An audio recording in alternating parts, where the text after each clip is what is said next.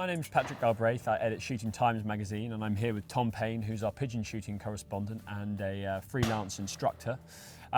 Last year we ran a series on how to become the shot you've always wanted to be in the magazine, and this year we thought we'd take it to video because of what a success it was last year. So this series is sort of really unpacking and getting back to basics to try and develop a structure to your shooting. We're doing this in association with Hull Cartridges, who do cartridges for all of your needs, from partridges to grouse to practicing in the on the clay ground in the grouse butt as we are today. Last season I spent quite a lot of time trying to improve my shooting, and I sort of started to accept that I had to go a long way backwards before I could go forwards. I think we can all just carry on doing what we're doing and carry on shooting sort of reasonably well, sometimes very poorly others. But to start shooting consistently, we have to look at what we're doing and where we're going wrong. So Tom, you're saying last year I was making quite a few mistakes with my gun mount, inconsistency being one of them, but what's the most common mistake that you see when you're out in the field instructing or on the playground instructing? Taking away the basics of good stance and gun mount, one of the key issues is that people don't actually understand how a shotgun works. And by understanding how the gun works, will help yourself, your eyesight and your brain shoot far more consistently. An understanding of how the gun works is key to how you'll shoot. You may have been shooting for the last 20, 30 years, but some people don't actually truly understand how the gun works. On top we have what's called a sighting rib that's designed to take your strung out towards the target.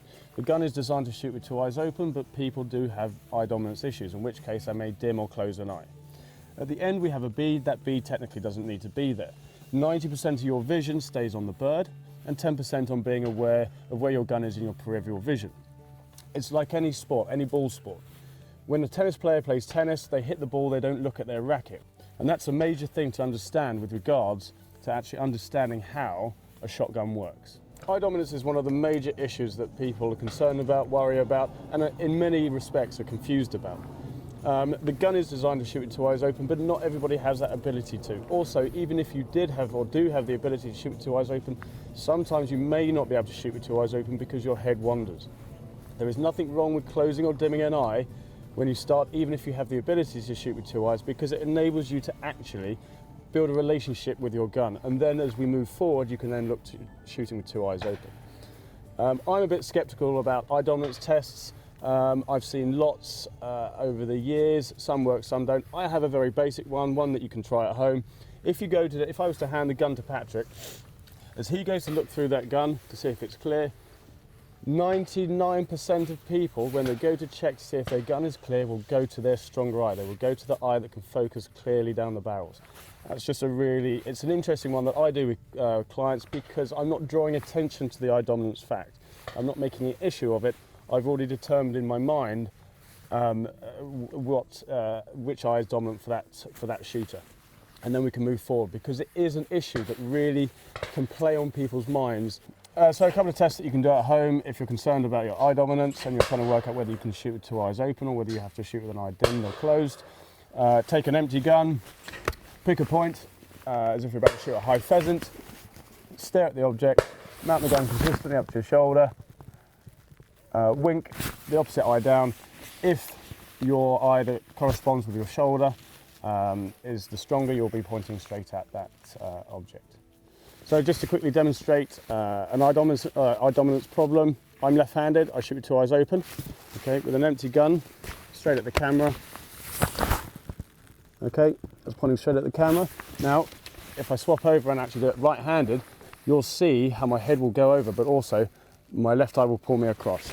So it's an empty gun, okay? I'm gonna push that gun into the camera, and you'll see straight away how my head automatically goes over, the barrels come across, because my left eye is trying to drag me across. Tom, you were saying to me that Hull have now developed clay loads that mimic their game loads, so that, you know, in the past sometimes you'd get people who were using a game load during the season that was of a very different speed to, say, the sort of fairly damp pallet of cartridges they had sitting in their garage. So something like the Sovereign that they make is basically performs much like the Hull High Pheasant Extreme, which lots of you will use at home.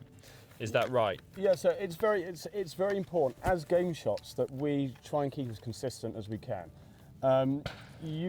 Obviously we're restricted with what you're allowed to use on the clay ground. You're only allowed to use a 28 gram load and no shot size bigger than a 6.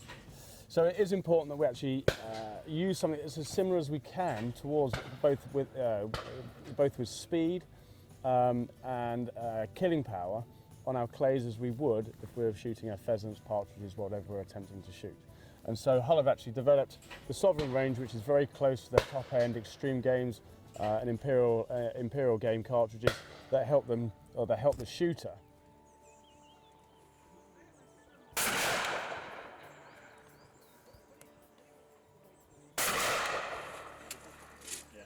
Today we've been covering and touching on eye dominance and how a shotgun works. Thanks very much for watching the first in our series of how to become the shot you've always wanted to be, Shooting Time series in association with Hull Cartridge, filmed at the Royal Berkshire Shooting School.